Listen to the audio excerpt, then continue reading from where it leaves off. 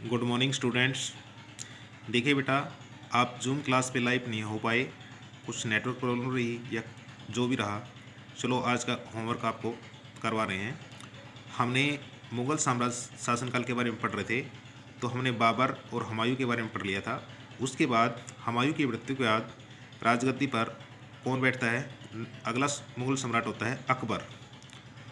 हुमायूं का बेटा अकबर, इसका जन्म 15 अक्टूबर 1542 को आमरकोट एक नामक स्थान था, जहाँ पर राणा वीर शाल के महल में इनका जन्म हुआ। और इनकी माता का नाम हमीदा बानो बेगम। जिस दौरान हुमायूं निर्वासित होकर बाहर जंगलों में भटक रहा था, उस दौरान इसका जन्म हुआ था। अकबर का राज्याभिषेक 14 फरवरी 1556 को एक कलानौर नामक स्थान है जो पंजाब में पड़ता है, वहाँ पर इसका जन्म हुआ।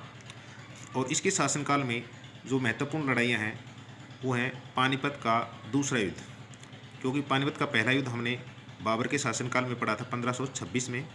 तो दूसरा युद्ध हुआ था 5 नवंबर 1556 को अकबर और हेमू के बीच।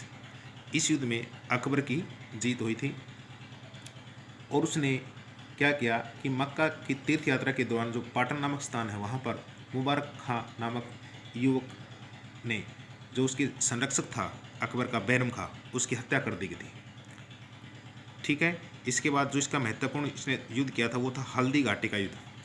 हल्दी घाटी का युद्ध 18 जून 1576 को मेवाड़ के जो शासक थे महाराणा प्रताप और अकबर के बीच हुआ। इस युद्ध में अकबर विजयी रहा।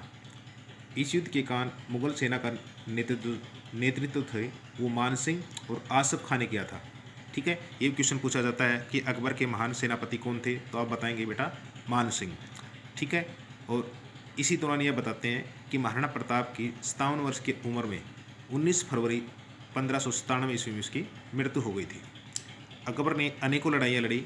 उसके बाद उसने अनेकों जिन जिन चीज़ों की स्थापना की है उसमें है दीन इलाही धर्म, यानी कि अकबर ने अब दीन इलाही धर्म अपना लिया। उसने अकबर यानी कि इसको जो हिंदुओं में और मुसलमानों में भी जो भी गैर मुस्लिम थे उनको भी इन्होंने कहा कि वो भी इसके सदस्य बन सकते हैं, इसको अपना सकते हैं। तो अंतिम हिंदू जिसने दीन इलाही धर्म को अपनाया वो था बीरबल, उसका नाम था बीरबल। अब इसके दरबार में जो संगीतकार थे वो थे तानसेन। ये भी पूछा जाता है कि उसके दरबार में संगीतकार कौन थे? तानसेन। चित्रकार थे अब्दुस समद, दसवन, बसावन। ये इसमें उसके दरबार में मुख्य चित्रकार थे। और उसने अकबर ने अपने शासनकाल में कुछ महत्वपूर्ण कार्य किए। देखिए, एक तो पहले दासों का व्यापार होता था, दासों का शोषण किया जाता था, लेकिन इसने 1562 ईस्वी में दास प्रथा को पूरी तरह से समाप्त कर दिया। उसके बाद जो भी तीर्थ यात्रा पर जाते थे जो भी व्यक्ति, उनसे तीर्थ यात्रा कर लिया जाता था। तो 1563 ईस्वी में अकबर ने तीर्थ यात्रा कर को भी समाप्त कर दिया गया। इसके अलावा एक और अन्य कर होता था जो गैर मुसलमानों से लिया जाता था, जो भी मुस्लिम नहीं होते थे उनसे लिया जाता था जजिया कर। 1564 ईस्वी में अकबर ने इस जजिया कर को भी समाप्त कर दिया। इस प्रकार एक दीन इलाही धर्म की स्थापना उसने 1582 में की। और बाद में इसने बुलंद दरवाजे का निर्माण किया अकबर ने अपनी गुजरात विजय के दौरान। अकबर सर्वप्रथम पुर्तगालियों से मिला और यहीं उसने सर्वप्रथम पहली बार उसने समुद्र को देखा था। 1580 में इसने अकबर के दीवान का नाम था राजा टोडरमल, जिसने 10 साल बंदोबस्त की स्थापना की, यानी कि 10 साल बंदोबस्त लागू किया। वैसे तो अकबर के दरबार में 9 रत्न रहते थे बेटा, 9 रत्न बोले जाता था। इनमें बीरबल मुख्य थे, अबुल फजल, टोडरमल, भगवान दास, तानसेन, मानसिंह, अब्दुल रहीम खान खाना, मुल्ला दो प्याजा और हकीम हुकाम।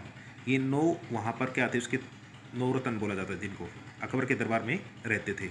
ये क्वेश्चन भी आपसे पूछा जाए है कि अकबर किस मुगल सम्राट के शासनकाल में 9 रत्न रहते थे, तो अकबर के शासनकाल में। और इसमें एक ये भी क्वेश्चन आता है कि बीरबल के बचपन का नाम क्या था, तो आप बताएंगे महेश दास। ठीक है। और ये था अकबर के शासनकाल के बारे में। और 1605 में अकबर की मृत्यु हो जाती है और उसके बाद उसका उत्तराधिकारी बैठेगा जहांगीर, जो हम आपको कल टॉपिक में करवाएंगे। धन्यवाद।